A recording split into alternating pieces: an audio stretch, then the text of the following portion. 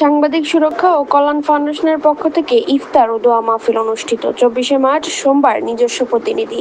24শে March সোমবার বিকেল 3 ঘটিকায় জাতীয় প্রেসক্লাবের জহুর হোসেন চৌধুরী হলে সাংবাদিক সুরক্ষা ও কল্যাণ ফাউন্ডেশনের প্রতিষ্ঠাতা চেয়ারম্যান মোহাম্মদ দেলোয়ার হোসেনের সভাপতিত্বে ইফতার ও দোয়া মাহফিল অনুষ্ঠিত হয়। প্রধান অতিথি জাতীয় প্রেসক্লাবের সাধারণ সম্পাদক আইয়ুব ভূঁইয়া। সঞ্চালনায় ছিলেন দৈনিক পাঞ্জরি পত্রিকার নির্বাহী সম্পাদক ও প্রতিষ্ঠানের মহাসচিব তালুকদার রুমি।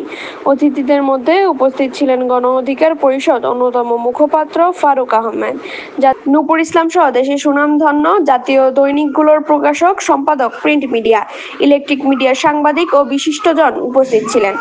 এর মধ্যে গত জুলাই আগস্টে আন্দোলনের সময় গণঅভ্যুত্থানের ঠিক আগ মুহূর্তে আমাদের 5 জন প্রিয় সহযোদ্ধা সাংবাদিক বন্ধুরা নির্মমভাবে শহীদ হয়েছেন। তার খোঁজ কিন্তু কেউ রাখেন না। আমি নিজেও 2.5 মাস কারারুদ্ধ ছিলাম, তবে মাথা নত করিনি। আমার পত্রিকা আমার বাবার সম্পাদনায় পত্রিকা ডিক্লারেশন বাতিল করা হয়েছে, পত্রিকার মিডিয়া দেওয়া হয়নি। আজকে গোয়েন্দা সংস্থার কোনো ভাইরা যদি এখানে থেকে থাকেন, আপনাদের দৃষ্টি আকর্ষণ করছি, পত্রিকাটি প্রতিদিন প্রকাশিত হয়।